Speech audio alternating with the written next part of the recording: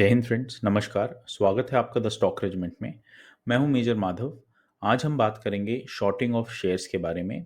सीखेंगे कि किस तरह से शॉर्टिंग करी जाती है, लॉन्ग पोजीशंस क्या होते हैं, लॉन्ग एंड शॉर्ट पोजीशंस के एंट्री एंड एग्जिट पॉइंट्स भी डिस्कस करेंगे।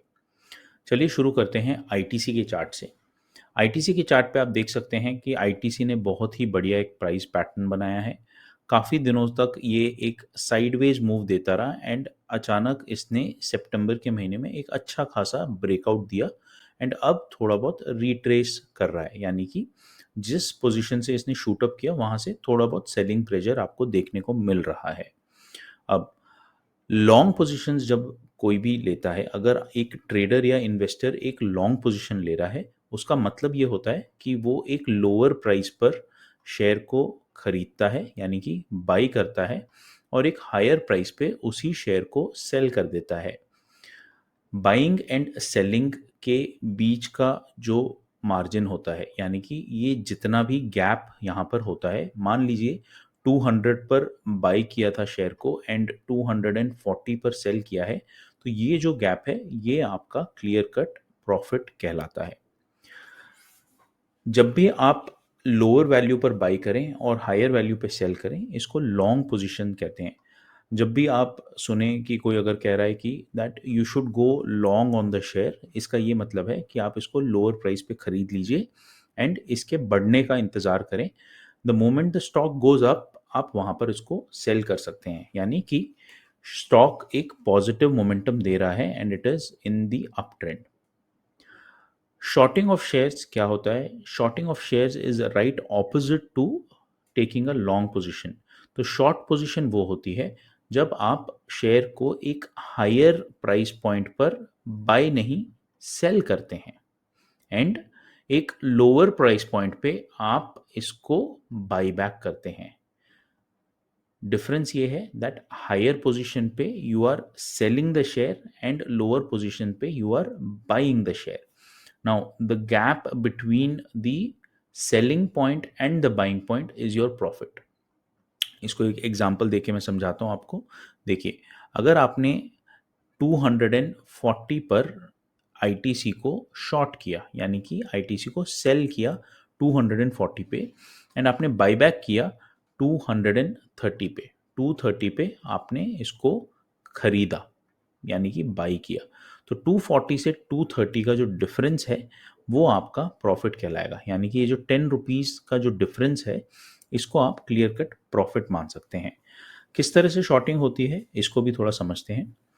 शॉर्टिंग ऑफ शेयर्स का जो टाइम फ्रेम था ये over the years has changed drastically. पहले मोर नंबर ऑफ डेज वो प्रोवाइडेड, यानी कि मैं आज शॉर्ट कर सकता हूँ शेयर एंड आज से कुछ दिनों बाद मैं उसको खरीद सकता हूँ और अपनी जो शॉर्ट पोजीशन है उसको क्लोज कर सकता हूँ। बट आजकल shorting of shares takes place in intraday, यानी कि आप एमआईएस में ही शॉर्ट कर सकते हैं शेयर्स को। एमआईएस का मतलब होता है मार्जिन इंट्राडे स्क्वायर ऑफ, यानी कि जब आप एमआईएस अपने प्लेटफॉर्म पे सेलेक्ट करके किसी भी शेयर को सेल करेंगे, बेशक आपके पास वो शेयर हो या ना हो, आपका broker on behalf of you वो शेयर्स बेच देगा। Even if you do not have the shares, आपके ब्रोकर के पास कुछ शेयर्स होंगे आईटीसी के, तो वो ऑन बिहाफ ऑफ यू उन शेयर्स को बेच देगा। एमआईएस का एक और मतलब होता है that it is an intraday square of, यानी कि आपने अगर सुबह शॉर्ट किया है कोई शेयर, आपको सेम डे अपनी पोजीशन क्लोज करनी पड़ेगी। अब इसको भी एक बार समझ लेते हैं। मान लीजिए आपने सुबह होते ही शॉर्ट किया आईटीसी को एट 240। 240 पे जैसे ही आप शॉर्ट करेंगे, आपने ये सोच के शॉर्ट किया कि यहाँ से ये नीचे जाएगा। तो जब भी आप ये शेयर शॉर्ट करते हैं, आपके पास तो ये शेयर्स हैं नहीं, आपका ब्रोकर आपके बिहाफ पे ये शेयर्स बेच देता है। इसका ये मतलब है ब्रोकर आपको एक तरह से ये शेयर्स लेंड कर रहा है, यानी कि उधार दे रहा है ये शेयर्स। तो इस एग्जांपल में हम लेते हैं कि आपने 10 शेयर्स शॉर्ट किए हैं, यानी कि 10 शेयर्स आपने यहाँ पर शॉर्ट किए हैं, तो आपके ब्रोकर ने ये 10 शेयर्स आपको लेंड कर दिए, ये 10 शेयर्स आपको उधार दे दिए। सुबह आपने 10 शेयर उधार लिया अपने ब्रोकर से फॉर 240 रुपीज़ और आपने इसको मार्केट में बेच दिया। इन द इवनिंग आपका ब्रोकर आपसे कहता है शाम को कि अब आप मेरे वो 10 शेयर्स लौटा दो मेरे को, बिकॉज मुझे आज की बुक्स क्लोज करनी है। शाम को आपको यही शेयर 230 रुपए का मार्केट में मिलता है। तो आप क्या करते हैं, जो सुबह आपने 240 का शेयर बेचा उसको आप 230 में खरीद लेते हैं, एंड खरीद कर यही 10 शेयर आप अपने ब्रोकर को वापस लौटा देते हैं। आई होप आपको समझ में आ रहा होगा लॉजिक इसका, कि आपने हायर वैल्यू पे बेचा और लोअर वैल्यू पे इसको खरीद के अपने ब्रोकर को रिटर्न कर दिया। इस प्राइस का जो गैप होता है, यानी कि जितना भी आपका शेयर फॉल करेगा उतना ही आपको फायदा होगा, क्योंकि आपने एक हायर वैल्यू पे बेचा है और आप एक लोअर वैल्यू पे खरीद कर अपने ब्रोकर को ये स्टॉक वापस करने वाले हैं। तो शॉर्टिंग ऑफ शेयर्स में एडवांटेज ये होता है that you can sell without holding and then buy back and return दो शेयर्स टू योर ब्रोकर। कुछ इंपॉर्टेंट पॉइंट्स भी डिस्कस कर लेते हैं। मार्केट में अगर आप फॉल देखें तो फॉल बहुत ही फास्ट होता है। तो फॉल्स या क्रैशेस को कैप्चर करने का एक तरीका ये होता है कि दैट जहां आपको लग रहा है कि मार्केट या वो स्टॉक कंटिन्यूसली गिर रहा है तो उसको आप फटाफट शॉर्ट कर सकते हैं। एक छोटा सा एग्जांपल दूंगा एंड आपको इसका लॉजिक भी समझ में आएगा and you will be able to understand कि कैसे शेयर्स को शॉर्ट किया जाता है। तो सबसे पहले मैं आपको बताता हूँ कि शॉर्ट जो करते हैं that is a sell side positions, यानी कि you are becoming a bear. तो बुल्स एंड बेयर्स होते हैं जो मार्केट में, bulls are the ones who take the market up and bears are the ones who pull the market down. तो when you are shorting shares you are actually pulling the market down. तो आप एक bear बन जाते हैं and bear की तरह market को नीचे खींचते हैं। सबसे पहले एक स्टॉक दिखाता हूं मैं आपको एंड उसके बाद उस पर एक डिस्कशन करेंगे।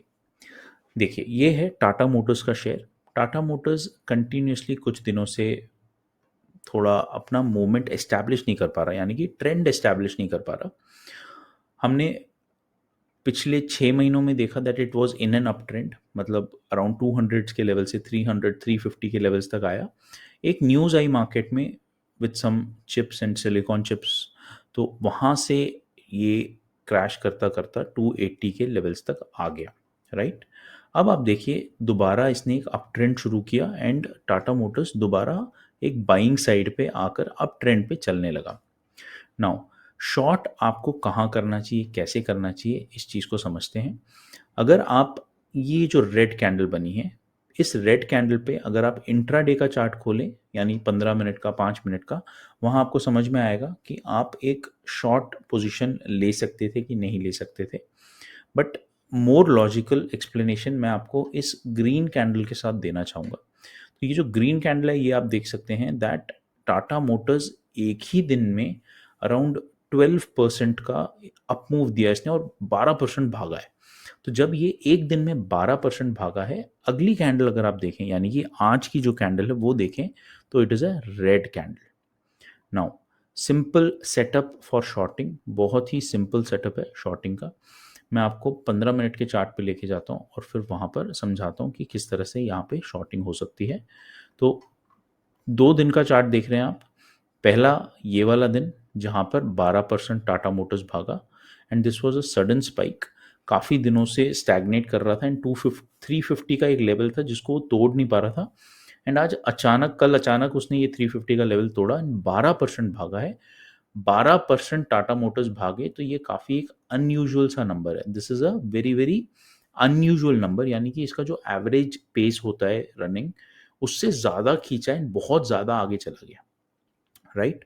तो जब भी ऐसा होता है, जिन जिन लोगों ने यहाँ पर बाई किया होगा या इससे नीचे जिन जिन लोगों ने बाई किया होगा 350 340 200 250 के लेवल्स पे जिन्होंने बाई किया होगा, या 320 325 पूरी रेंज में जिन जिन लोगों ने बाई किया होगा, उनको एक ही दिन में बम्पर रिटर्न्स मिले होंगे। तो जब उनको इतना अच्छा रिटर्न मिलता है, what happens, they keep holding on कि ये और कितना ऊपर जाएगा, मेरे को होल्ड करने दो।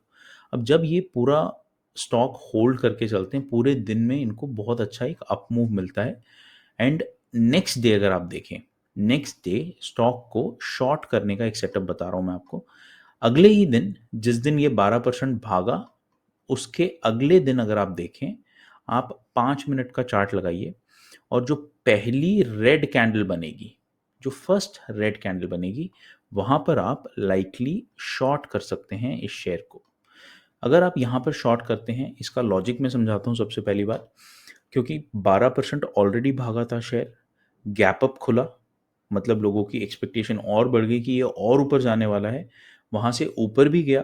तो आज अगर आप देखें ऑलमोस्ट 397 तक गया था ये, तो 397 के लेवल तक गया।